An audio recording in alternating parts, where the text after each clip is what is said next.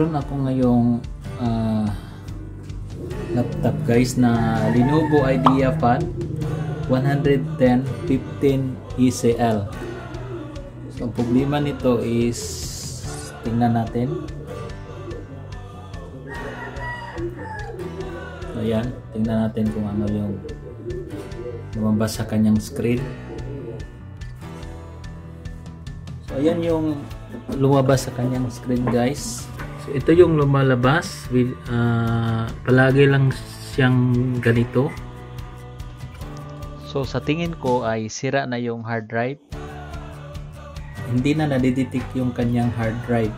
So posible na sira na yung hard drive, wala na siyang. Pero i-confirm lang natin kung sira ba yung hard drive. So bubuksan lang natin ito dahil, tapos yung hard drive niya is, so gagamit lang tayo na cable na ganito, then insert natin yung hard drive, then kukonek natin sa ibang laptop kung madidetect ba siya. Okay, so buksan lang natin ito, turn off lang natin.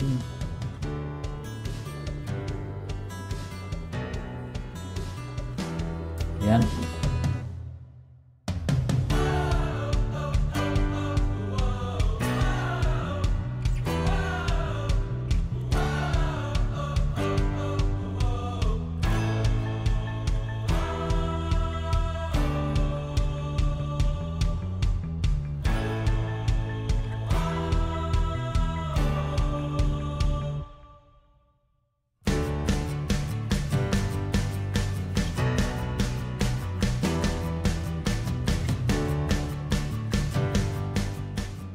So yung kanyang screw ay halos pareho lang yung size.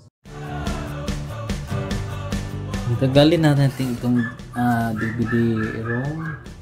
Gamit lang tayo ng paper clip. Yan.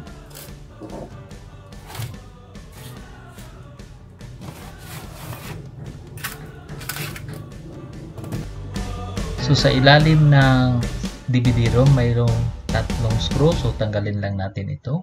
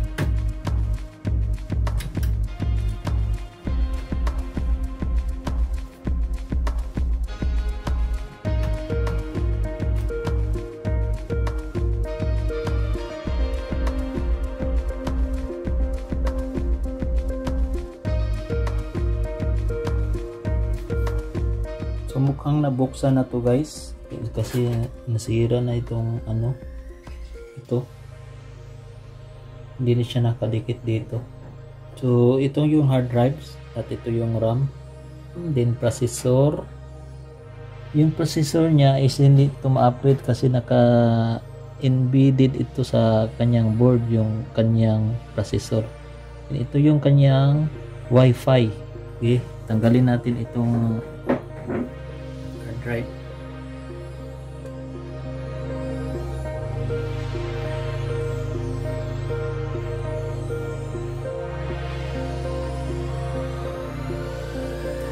Slide lang natin.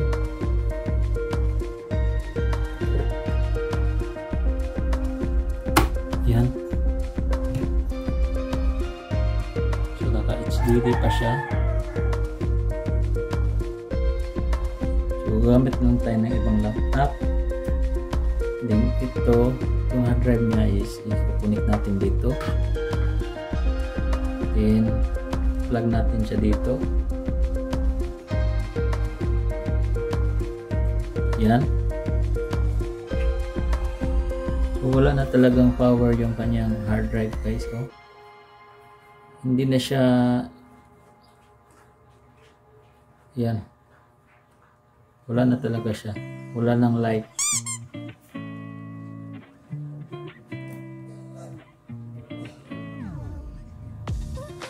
So effective na yung kanyang hard drive, so palitan lang natin ang hard drive, ang ibang hard drive. So i-upgrade natin siya ng SSD. Okay. So tingnan lang natin dito sa device manager.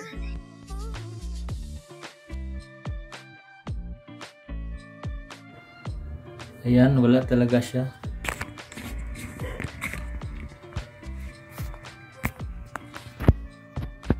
Wala talaga siyang nadidetect na hard drive. May ilaw naman, oh. Wala na talaga itong hard drive na to.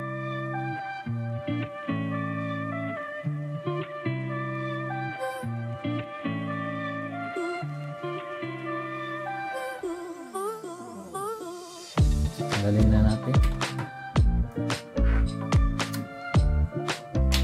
So ito, tanggalin natin itong cover, tapos dito natin siya ilalagay.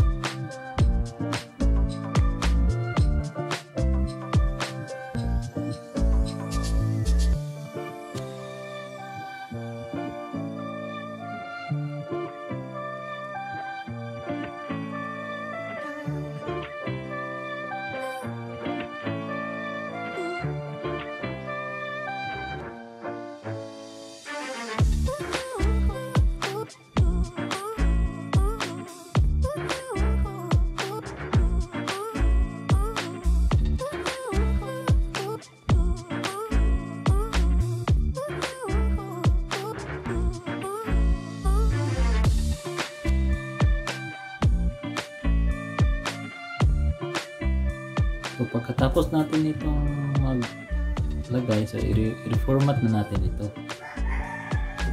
Or pwede rin kayo mag-clone dati nyo sa, pero in this case hindi na ito mag-clone kasi hindi na siya madedetect. So i-reformat na lang ito yung bagong hard drive. So lagyan ng Windows